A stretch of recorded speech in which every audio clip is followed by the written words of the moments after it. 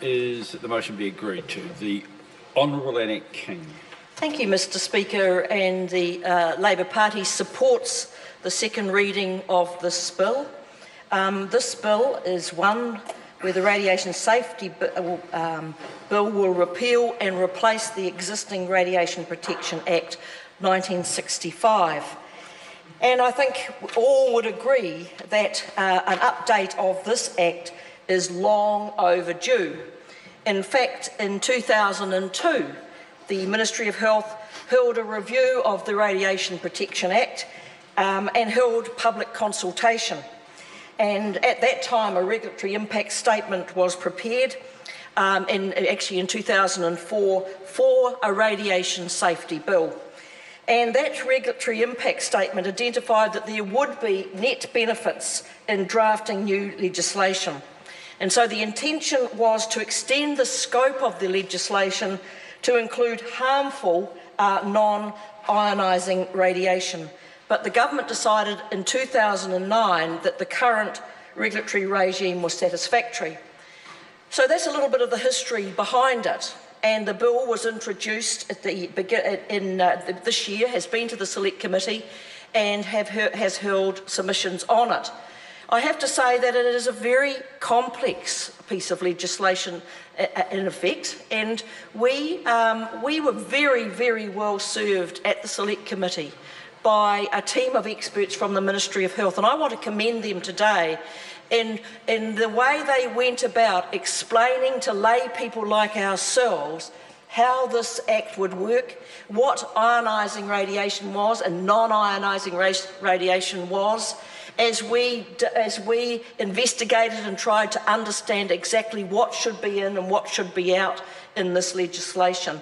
And it shows the value of having highly skilled professionals working within the bureaucracy. So I just want to put on record that we really did appreciate their support in this respect. I think if there was going to be any disagreement in this bill, and there's not disagreement from the Labour opposition, but I know that there was some discussion and some disagreement about whether we should include non-ionising radiation, that this was perhaps should have been included in this legislation. And for those that are wondering what is the difference, and something that we needed to understand is that ionising radiation is high energy radiation and includes X-rays, alpha particles, beta particles and gamma rays that have ionising capability by removing atomic or molecular electrons, and hence can cause chemical or molecular changes to their interacting bodies. You can see it's quite complex. Non-ionising radiation is electromagnetic energy, which includes laser lights, electromagnetic fields and radio waves. So non-ionising radiation are produced by electromagnetic fields, and examples are cell phone towers, Wi-Fi, microwave ovens, ultraviolet tanning machines and power lines. They are not addressed in this bill, and they will continue to be regulated under New Zealand standards. And I think one of the reasons why we were convinced that we ought not to include them in this bill is that there is a variety of ongoing research about the possible health effects for non-ionising radiation, and the reviews conclude that overall the results show that exposure which complies with the current limits do not cause health effects. And also the World Health Organization have said there's no accepted biophysical mechanism that would suggest low levels of exposure involve cancer development. And so that was going to be incredibly complex to include non-ionising radiation. And so this bill doesn't, and the decision that was made that it continues to be regulated by standards New Zealand, we agree with. So what does this bill actually do? And we've heard a very good presentation from the acting minister. One of the purposes of this bill is to enable us to meet our international obligations relating to radiation protection, radiation safety and security, and non-nuclear proliferation under a range of international treaties. we certainly acknowledge that we needed to update legislation so we could keep up with those treaties, but also with technological changes.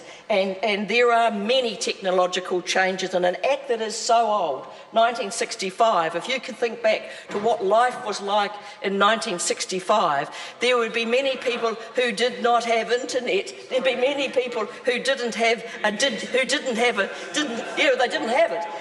Many people didn't even have colour TV in 1965. You know, I could tell you that there would have been very few people on the Chatham Islands who had colour television. But seriously, you think back to 1965 and go forward to 2015 and think of all the technological changes that have occurred, and you will see that legislation must constantly keep up with such changes. And it won't actually only be in this bill where we need to constantly be looking at legislation, because we will find very quickly legislation on our books will become outdated because of the rapid technological changes that are being made. We also support this bill because we want a high level of compliance, and we want international best standard and practice in this country. We pride ourselves on being a country that wants to meet international treaties and standards, and we want a high level of best standard practice. And of course, when you're talking about things like X-rays, there is a certain amount of fear in the public about the impact on them anyway, and whether they have to have a lot of them, what does it do to them. You need to ensure that those who are providing X-rays and other services are reaching the highest standard. And so this bill is one that, in fact, does lift our standards and brings us in line with best international practice. One of the parts of this bill that I think is also important is that it covers the use, the transportation and the disposal of ionising radiation, which includes man-made cobalt-60 and naturally occurring uranium in quantities above stated levels.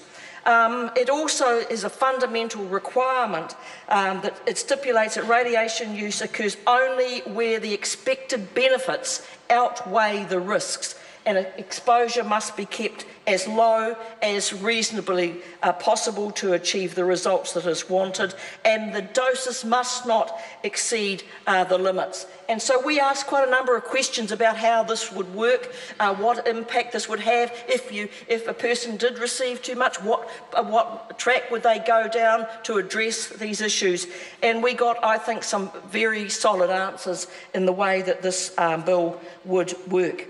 In terms of the implementation of international conventions, it does mean that we will complete New Zealand's domestic implementation of the International Convention for the Suppression of Acts of Nuclear Terrorism and the amendment to the Convention on the Physical Protection of Nuclear Material. It also allows for the International Energy Agency, Atomic Energy Agency, international inspectors, as you heard from the Minister, to be appointed by the Director to undertake activities in New Zealand. And these international inspectors must be accompanied by an enforcement officer appointed by the Director under a clause in this bill. So it has a lot of complicated pieces to it, but it is a big move forward in terms of our approach to radiation protection in New Zealand. So the Labour Party supports this bill. We thank the Chair of the committee for the very good way that the inquiry and the evidence was heard on this bill, the length of time that we were given to be able to understand it as much as lay people like ourselves can understand these issues. But why I feel very assured that we are making the right moves here is the calibre and quality of those who were providing advice to us at the Select Committee. Mr. Speaker, we will be supporting this bill in the House.